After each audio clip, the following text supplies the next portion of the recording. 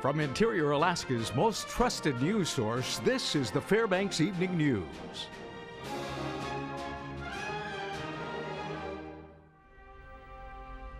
Good evening. Thank you for joining us. I'm Daryl Clark. Stephanie Woodard has the evening off. Our top story, a 3-vehicle accident on the Richardson Highway sent one woman to the hospital for minor injuries at around noon today.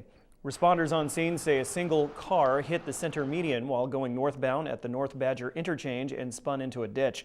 Meanwhile, as a trailing pickup truck slowed to avoid the ditched car, a second truck slammed into its rear end. Icy road conditions are thought to be a factor in the 3-car accident. However, the incident is still under investigation. Officer Max Lambert with Fairbanks Police say the injured woman was driving the truck that was rear-ended. She was just complaining of some tingling in her neck, so she didn't want to get out of the truck until an ambulance arrived. So I'm not sure what or how serious it may be, but they're going to take her to the hospital. A Tok man will stand trial this week after authorities say he started a gunfight with another driver. Benjamin McMurray has been in custody since June and is facing a total of 7 felonies, 2 of them attempted murder. Jury selection was scheduled for this morning in Tok, and the trial will be held in front of Fairbanks Superior Court Judge Bethany Harbison. According to charging documents, McMurray drove his vehicle at a high rate of speed past the other driver and then abruptly stopped in front of him. Next, troopers say McMurray opened fire. The victim of the incident also had a gun. He returned fire and injured McMurray. McMurray was treated at a clinic in Tok and later arrested and taken to Fairbanks Correctional Center. His trial is expected to last through this week.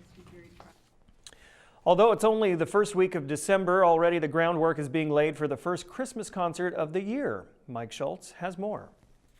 The sounds of the season were emanating from Fort Wainwright today as the 9th Army Band prepares to entertain the community with their annual Christmas concert this Thursday at 4 and 7 p.m. at the West Valley High School. Chief Warrant Officer Michael Kurzmarek says the band has been dedicating themselves to this performance for a long time. We typically start planning around October, and this is just a kind of like our end of the year culminating event for the 9th Army Band. You'll see multiple music performance teams to include the rock band, brass band, which is a New Orleans style kind of group, and a Dixie band. This year our theme is Winter Classics.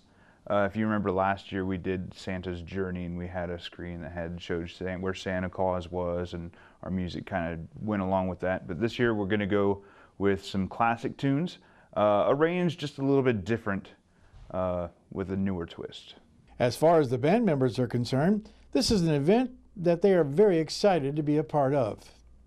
This is a very exciting activity for our unit because it gives us a chance to interact with the community and give back. And we have a very strong relationship with our community, and we enjoy doing performances. Well, we're actually having a small segment where we feature every ensemble in the band, and I think that's kind of neat. We're getting featured too, so. Well, the brass quintet that I'm in, we get to open the performance. As everyone comes into the concert hall, we get to play out front and give them a little bit of Christmas cheer before they get into the concert where they really get hit with a lot of music. I'm really excited about the Christmas concert because we're playing something that's not traditionally done on holiday concerts, and that's Russian Christmas music. And it's kind of a staple for concert bands in general, and it's going to be an excellent addition to this holiday concert. Well, Christmas is a pretty busy time for us, and it's fun to not be at work and go out and actually perform for a bunch of people who want to hear us. So if you're looking for a good way to kick off the holidays and support your local 9th Army Band, mark it on your calendars for this Thursday at 4 and 7 p.m. at the West Valley High School. And I'm told that there just might be a visit from a very special person just for the kids. Mike Schultz reporting. And our own weatherman Mike Schultz will be the storyteller for the Army concert. All right, when we come back, arrangements are being made for a special event to recognize kids with autism with a unique program called Sensory Santa. Also, Giving Tuesday is recognized as a day of giving to your favorite local charity. Folks across the interior are encouraged to participate. We'll explain. Stay with us. And welcome back. The City of Fairbanks is counting on revenue from local retail marijuana sales to help fund the 2016 city operating budget. Fairbanks City Mayor John Eberhardt says he is anticipating at least $10,000 worth of cannabis sales tax revenue.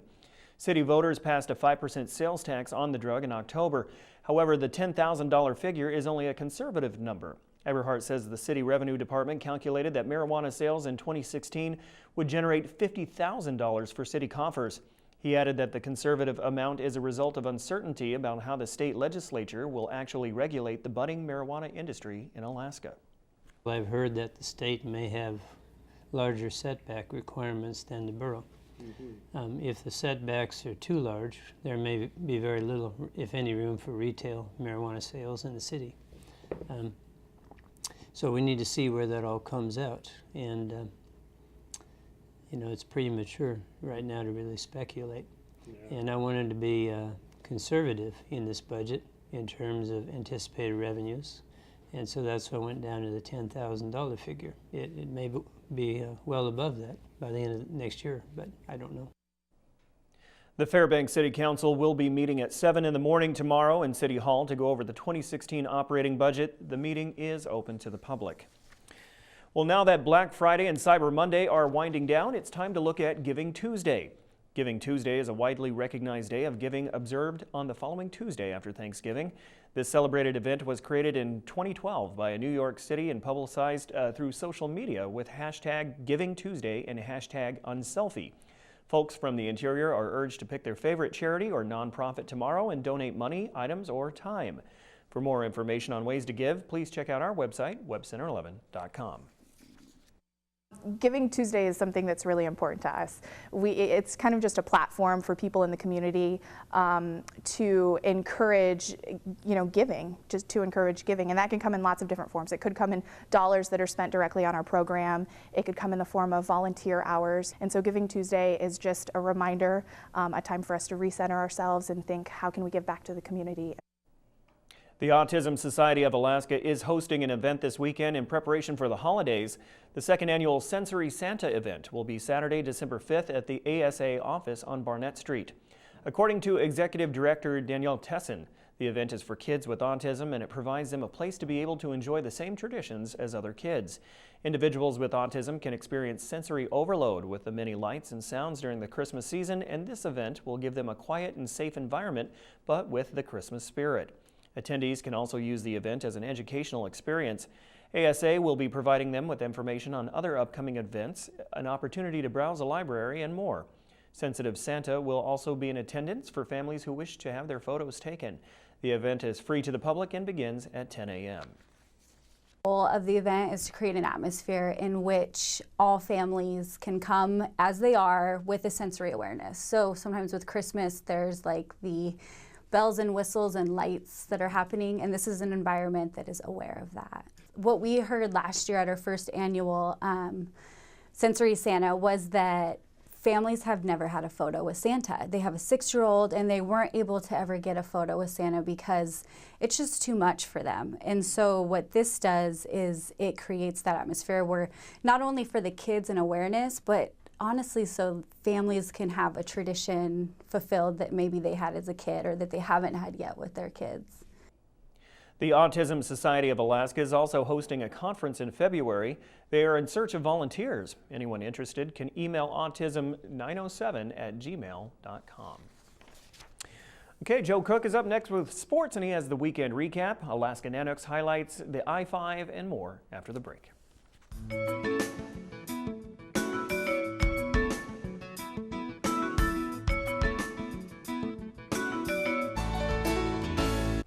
Welcome back, Interior Sports fans. Joe Cook here with the weekend recap in sports. Thanksgiving weekend turned out to be a sweet and sour weekend for Alaska Nanox teams. Let's start with the sour on the ice. Saturday night, the Nanox faced number 19 Michigan Tech in Game 2 of their series. Special teams were critical in this one. Alaska looking to bounce back from a 1-3 loss on Friday night. It was deja vu in the first period as the Huskies took a 1-0 lead into the second period. Brent Balstus with the Huskies' power play goal, but Alaska would get on the board with the Tyler Morley power play tally to begin the second period. His 6th goal of the year makes it a 1-1 game. Michigan Tech's top wingers from Friday would respond. Tyler Hinonen scored the go-ahead goal to close out the second period on the power play, and Alex Patan gave the Huskies insurance late in the third. Huskies win 3-1 and sweep Alaska. 3 of the game's 4 goals were on the power play. The Nanooks fall to 9th in the WCHA with a 2-6-2 record. They are now 4-8-2 overall. UAF hosts Lake Superior State this weekend. Now something a little sweet for the UAF women's basketball team. They're off to a solid start to their season, and it showed on Saturday night. Alaska locked horns with Northwood University in the Mount McKinley Bank North Star Invitational Championship game. Both teams were 2-0 coming in, and Alaska hasn't won the North Star title. The Timberwolves and Nooks were knotted up 33-33 at the half. Jordan Wilson scored all of her 13 points in that half. But Stephanie Tombson was a force with 18 points, a career high, 17 rebounds, and 4 blocks. Her performance and Jaylee May's 20 points wasn't quite enough. Northwood's backcourt Maddie Seeley and Lauren Roback scored 25 points each as the Timberwolves outscored Alaska 30-16 in the third quarter to pull away. They would go on to win 90-78. UAF earned second place for the second time in 3 years at the North Star Invitational. Tombson's 17 rebounds are the most by any GNAC player this year, and she was named GNAC Offensive Player of the Week today. Alaska is 5-3, and they open GNAC play at Western Washington on Thursday. Another sports great will be retiring. NASCAR legend Jeff Gordon ran his last race last Sunday. Now LA Lakers guard Kobe Bryant announced that he will be retiring at the end of the season. Bryant made the announcement via a poem on playerstribune.com on Sunday. In that poem, he said, "This season is all I have left to give. My heart can take the pounding, my mind can handle the grind, but my body knows it's time to say goodbye, and that's okay. I'm ready to let you go." The Lakers are 2-14 this season, and Kobe is shooting just 31%, but the 5-time NBA champion and 17-time All-Star is third on the all-time scoring list. He spent all 20 seasons with the Lakers, the only player to play 20 years with one franchise. I honestly feel good about it. I really do. I mean, I really feel at peace with it, and you know, excited for what's to come, honestly. There's nothing I love more than be able to play this entire season, to go through all of these tough times, to be able to suit up and play on the road and play in these buildings for the last time. I'm looking forward to that. And we'll definitely be watching. Before we end the sportscast, here's another segment of the I-5 Interior Top 5 Plays. Starting us out at number 5, defense to offense for the Nanook women. They get one of their 20 steals as a team, and Jordan Wilson scores 2 of her 22 in a 76-61 win over Sonoma State on Thanksgiving. Number 4, UAF freshman Chad Staley scores his first career goal after a beautiful pass from Peter Krieger. Staley's goal came in a 4-1 loss to Michigan Tech on Friday night. At number 3, Allison's Ben Culver had to cut weight hours before his match. He was down 3-5, but digs deep to get a pin in the third round against Hutchinson's Dallin Pearson as the Ravens edged the Hawks 31-30 on Tuesday. At number 2, freshman Jesse Jinks makes all kinds of saves in the second period on Friday night. He made 15 saves in that period, had 29 for the game, and a 1-4 loss to Michigan Tech on Friday night. And at number 1, Stephanie Tombson corrals a career high and season GNAC high, 17 rebounds to go with 18 points and 4 blocks in the 78-90 loss to Northwood University on Saturday. Her performance helped UAF get second place in the Mount McKinley Bank North Star Invitational. To vote for the play of the week, click on your favorite play on the I-5 poll on webcenter11.com. You can also comment on the KTVF Facebook and YouTube post and at KTVF11 Sports on Twitter for your vote. The play of the week will be revealed this Friday. The I-5 Sports Report is brought to you by Adient Orthopedic Physical Therapy.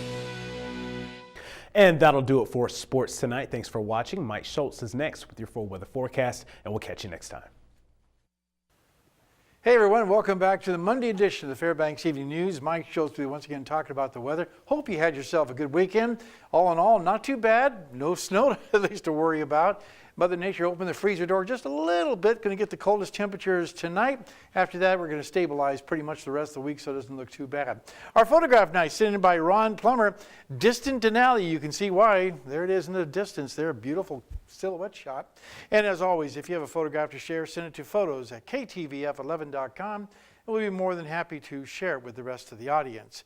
Again, the Fab Photo Calendar is out there. If you want to get a chance to pick one up for a nice stocking stuffer, stop by all the different places you can pick them up, like Miguel's Restaurant or the Fudge Pop, Seekins Ford, Kindle Ice Vapor. We got places all over the place. Just go to our website on webcenter11.com and look under the lifestyle section, and you can see where the rest of them are at.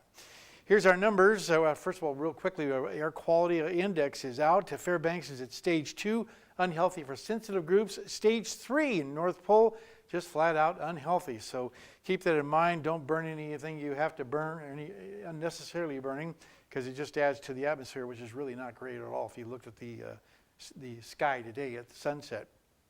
Now our numbers. Today's high only 4 degrees below zero. The low last night 9 below. The record high 40 in 1976, 48 below in 1906. Our sunrise and sunset, 4 hours and 48 minutes of daylight, a loss of almost 5.5 minutes from yesterday. On our satellite and radar, everything is once again staying down south of the Alaska Range. There's the Alaska Range right there. All the moisture being prevented from moving up in our direction because it's coming out of the south and the southeast, so we're not getting any kind of cloud cover here at all. That's why the cold temperatures are around. Elsewhere across the state, it looks like this. As you can see, it's raining in Juneau, 42 degrees. Also raining at Ketchikan, 40 degrees there. Sunshine for the most part. In Anchorage, 26 degrees. At Kodiak Island, showers reported, 42 degrees. Cloudy skies along the Aleutian Chain, 35 at Cold Bay. Temperatures a little bit cooler up and down the west coast, 20 degrees at Bethel, but not too bad at Nome, 30 degrees there, 12 below at Barrow, and 12 above at Fort Yukon. Lower 48 weather, a big winter storm developing across the northern plains. As you can see, a lot of snow, and it's blue like this. This is heavy snowfall, and that's covering a lot of the area from Minneapolis right on down into most of Kansas, it looks like. Another storm system moving across the Pacific Northwest, a strong jet stream bringing lots of moisture, helping to fuel that storm.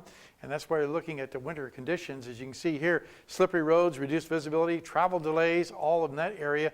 And the blue, looking at where there's going to be the heaviest snowfall. And the Kids Watch today, Weather Watch today, once again, we're talking to kids from North Pole Elementary School today, starting off our week. And here's a young man with an interesting story. One day I went to go play outside and I felt really cold weather and hard blowing. And I told my grandpa, "Hey grandpa, come check this out." I felt hard blowing and cold weather. And my grandpa, he got up on the roof, and about 2 miles away there was a hurricane. Earthquake. Wait, no, tornado. And then he said, "Stay inside and stay in the living room." And that was then my story. That was a good story. Again, thanks to Mount McKinley Bank for sponsoring our kids' weather. And tomorrow night, another young man will be here with an exciting picture that he drew. All right, here's your forecast for the rest of Alaska for tomorrow. The northern sections, mostly sunny skies in Barrow and also at Nome. Mostly cloudy skies for Fort Yukon. Temperatures chilly once again, although not too bad at Nome. Here in the interior, pretty consistent all the way across the board. Partly cloudy skies with some morning fog for Fairbanks and Delta Junction. Over southeast Alaska, that's where the weather's going to be. Heavy rain expected for Juneau. Periods of rain at Ketchikan. Temperatures in the low to mid 40s. Over the southwest part of the state, rain and snow at Cold Bay. Partly cloudy skies in Bethel. And rain expected for Kodiak. And down around the Anchorage Bowl, it looks like partly cloudy skies for Anchorage, isolated snow showers for Valdez, and mostly cloudy skies for Homer. And our forecast for the remainder of the night, well, it looks, again, we're calling for cold temperatures, 15 below, much colder than it was last night, and just partly cloudy skies. But the good news is we're looking at only 1 degree below zero for the high tomorrow, a little warmer than it was. And then, as you can see, pretty consistent all the way across the board for the next 5 days. Maybe just a slight chance of some snow for Wednesday and Thursday with partly cloudy skies otherwise. Temperatures really consistent all the way across the board, looking at 5 above during the daytime hours and 10 below in the evening hours.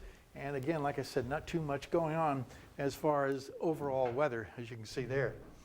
All right. We've got a real quick thing to pass along here. We've been having a contest running for quite a while here, celebrating our 60th anniversary. And now we have a winner for the big prize.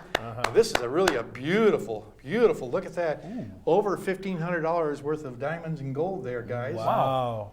And it goes to a lady named Flora Roddy. Oh, you want to see a close-up? Yeah, there you go. Thanks to Bishop Jewelry. Can you get that there? Okay. Yeah, there we go. Nice bling there. Yeah, Very nice bling. And Flora, you are the lucky recipient of that. And again, thanks to Bishop's Jewelry for crafting that beautiful designed necklace. Yeah, absolutely. Nice. Very And thanks good. for all you folks for Congrats. participating. We had lots of entries. Very good, very Yeah. good. That is nice. Wow. It is, yeah. All right, that'll wrap up this edition of the Fairbanks Evening News. We are glad you could join us. Tonight on NBC Nightly News, online shoppers powered a record-setting Cyber Monday today. You guys involved in that in any way? Not this year. Okay. Next year. Well, Lester Holt's up next with more on that. You can join us here 6 days a week at 6 and 11 or online anytime at webster11.com. All right, we're going to leave you tonight with some more holiday sounds from the 9th Army Band. From all of us here at the News Center, have a great night. Good night.